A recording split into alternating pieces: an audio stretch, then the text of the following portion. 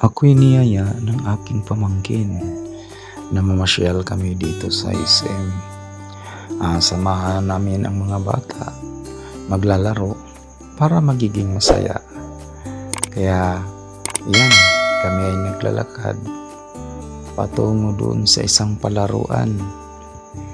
Kaya habang naglalakad kami, marami kaming kasabayan. Ayan, marami din taong pumupunta para magiging masaya din sila. At kung ikaw ay nagugutom, ayan, nasa gilid mo lang. Pwede kang kumain dyan. Pili ka lang kung saan mo gusto at iyong matitipuhan. Ayan guys, palapit na kami.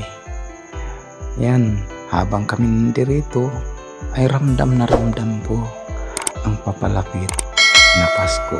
Ayan guys, oh. Ayan, nakikita niyo naman. Lahat ng pumupunta, masaya sila, diba? Kaya kung kayo ay gusto magiging masaya, mag-relax, mag-enjoy, sige, pumunta ka na. Hindi ka magsisisi, mag-enjoy ka talaga. Lalo na sa marami mong makikita. Ayan, diba? Kung ang lahat ay magiging masaya, siyempre, tayo din. Gusto rin natin magiging masaya, diba? Ayan guys, makikita natin ang laki ng mga Christmas tree, guys. Ayan, no?